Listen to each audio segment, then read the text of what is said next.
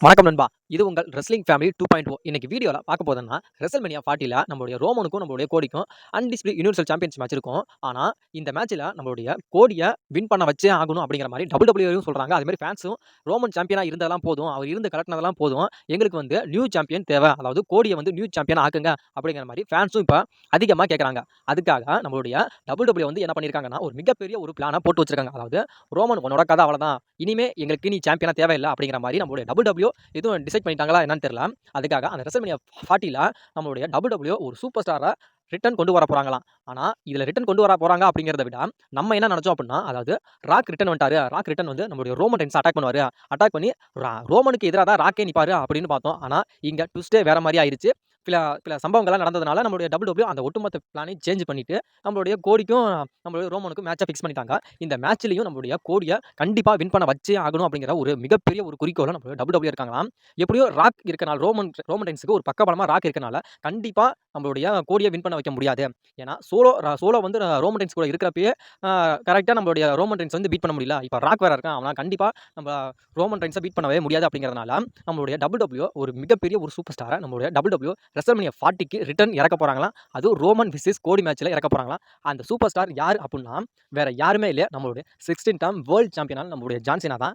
John Cena அதுக்கப்புறம் நம்மளுடைய stone gold Steve Austin. இவங்க 2 பேத்தையுமே நம்மளுடைய WWE 100% வரப்போறாங்க அப்படிங்கிற மாரி இப்போ சொல்லிக்கிட்டு இருக்காங்க. ஆனா, இவங்க தான் வருவாங்க அப்படின்னு எந்த ஒரு அதிகாரப்பூர்வமான ஒரு நியூஸும் இப்போக்கி இன்ன வரைக்கும் வரல.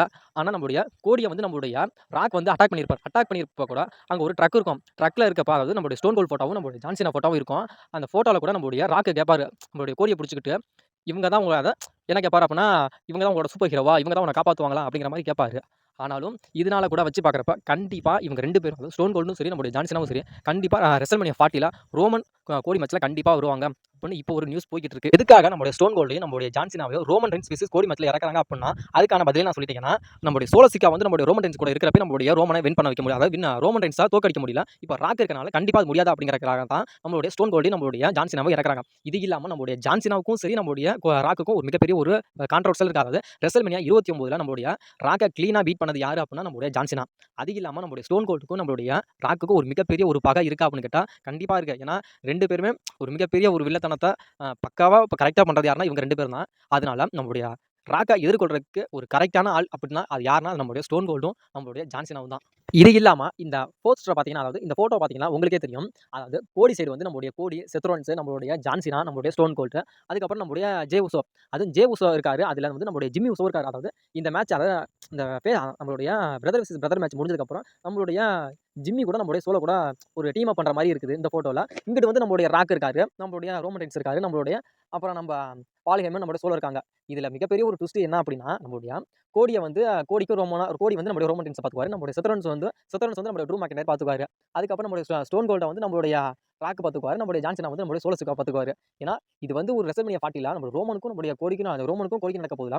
எவ்வளவு பெரிய ஒரு ட்விஸ்ட்ட நம்மளுடைய WWE கொண்டுட்டு வந்து வைக்கிறாங்க பாருங்க. யார் யாருக்கெல்லாம் ஈக்குவலா கொண்டு வைக்கிறாங்க. அதுக்கு சொல்லி நம்ம WWE இந்த மேட்ச ஒரு டாக் டீம் மேட்சாவே வச்சுட்டு போயிரலாமாக்கு. 5 on 5 அப்படிங்கிறது 5 on 5 அப்படின்னு ஒரு டாக் டீமாவே வச்சுட்டு போயிரலாமாக்கு. நம்மளுடைய கோடிக்காக இத்தனை சூப்பர் ஸ்டாரா நம்மளுடைய WWE இறக்கிறதுக்கு, இப்படி கூட நம்மளுடைய டாக் டீமாவே நம்மளுடைய WWE வச்சுட்டு போயிரலாமாக்கு.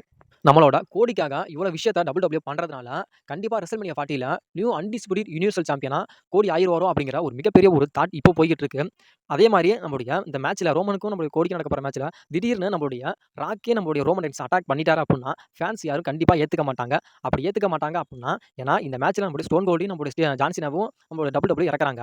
இறக்கி இந்த மேட்ச்ல யாருக்குமே தெரியாம நம்மளுடைய ராக்கே வந்து திரும்பி ரோமன் ரெயின்ஸ அட்டாக் பண்ணுனாருன்னா, ஃபேன்ஸ் மத்தியில இருக்கிற ஹைப்னஸ் சத்தியமா குறைஞ்சு போயிரும் ராக்குக்கு. ஏன்னா, எதுக்கு ஜான் சீனாவ ஸ்டோன் கோல்டு இறக்கணும் அப்படின்னு தெரியாம போயிரும். அதனால கண்டிப்பா இந்த ஜான் சீனாவையும், நம்மளுடைய ஸ்டோன் கோல்டையும் நம்மளுடைய ரோமன் ரெயின்ஸ் விசஸ் கோடி மேட்ச்ல இறக்குனாங்க அப்படின்னா, நம்மளுடைய ராக்கு வந்து நம்மளுடைய ரோமன் ரெயின்ஸ அட்டாக் பண்ணவே மாட்டார். அப்ப ரோமனுக்கும் ராக்குக்கும் எப்ப அந்த ட்ரீம் மேட்ச் நடக்கும் அப்படின்னா, அது கண்டிப்பா ரெசல்மேனியா 41ல நடக்கும். அது வெயிட் பண்ணி நம்ம பார்க்கலாம்.